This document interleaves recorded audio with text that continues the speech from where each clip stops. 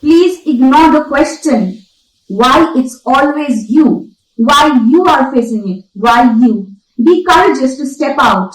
Once you step out, you will find persons ready to help, extending hand forward. Despite spaces being there, accidents do happen.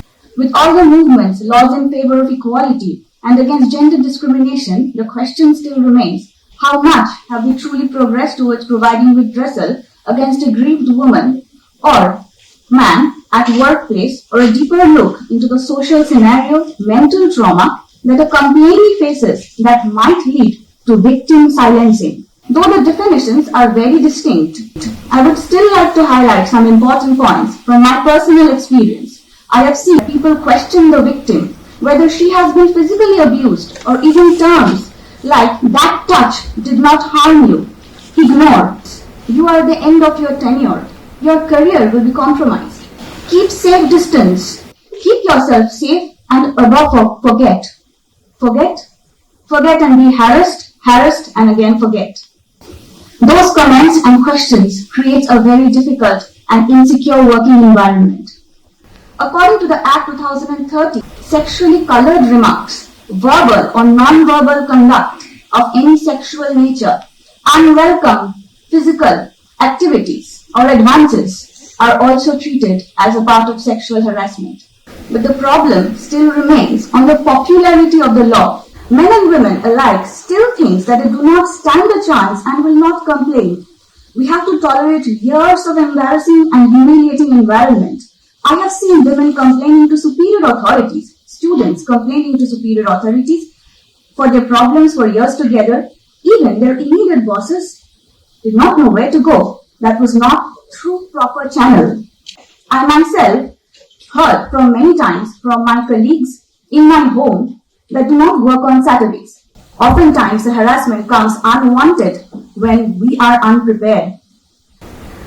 The popularity of the law and the lack sometimes of vigilance, which is again a slippery floor because it is not possible to install CCTV or to take a video camera everywhere, is a problem, I think, still now. Once a complaint has been registered, despite the committee being extremely cautious, the issue still lies in the confidentiality. The complaint filed by the victim spreads like Chinese whisper. The challenge of a female employee faces when filing a complaint against a superstar employee, say a boss, an aged family man, is grievous. Society or workplace blames her for accusing a family man, his immediate family, of harassment. Sympathy arises from nooks and corners in favor of that family man, his family, his children. The victim, being young and enthusiastic, is now a victim of slut-shaming and shaming. The halo effect of a high-performing employee, an older man, often leads to the victims being questioned. The past laurels of the harasser are often used as a testimony against the victim's claims. You can imply laws, you can punish, you can prosecute, but how will you stop whispers? At the end of the day, it also results in midnight threat calls from peers, unknown numbers in the family of the victim. Our society always tends to over-glorify glitters. A boss from a recognized institute has a greater social glory that a research fellow never matches. The complainee then becomes a target of social shaming that results or might result in victim silencing. The worst part of the scenario might arise.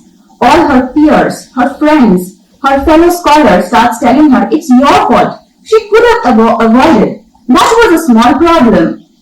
Okay, she was abused, but it's her career. Who said her to work late? Who said her to work on weekends? The isolation, the immense social pressure from friends, family, the severe social trauma and self-blaming that it leads to is that it is my fault that I am a girl.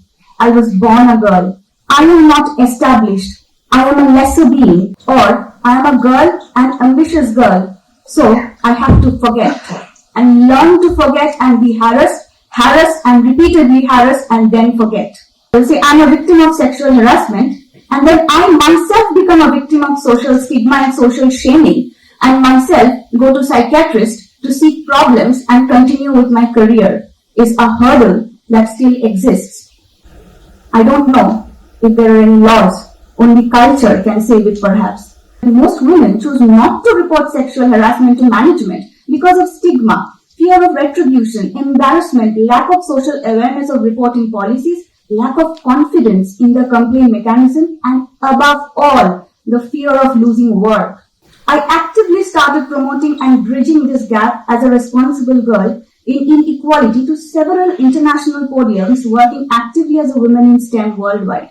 To my dismay, the Indian response was literally shaming to me.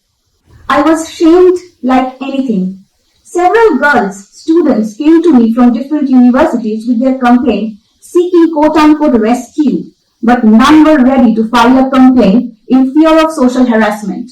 The more I insist, I even notice guardians or parents or their immediate friends abusing me and my family, slut-shaming me, tagging me a bad girl, harassing me because I am a geologist, perhaps have to work in the field along with male colleagues or male professor. And again, the matter flies beyond the walls of any institute.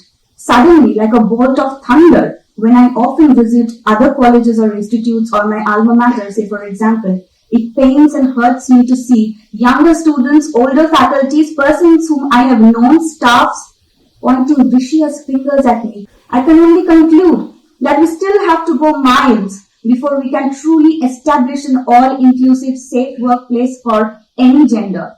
For this, girls, women, or the harassed needs to stand up.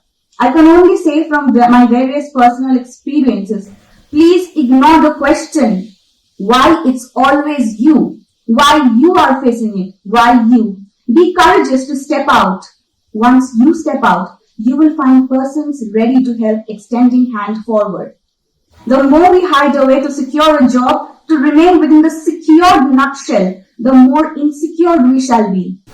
With people like us, men, women, transgenders alike, stepping front, I am sure we will gradually move towards a society free from discrimination and sexual harassment of any type. Let's be empathetic.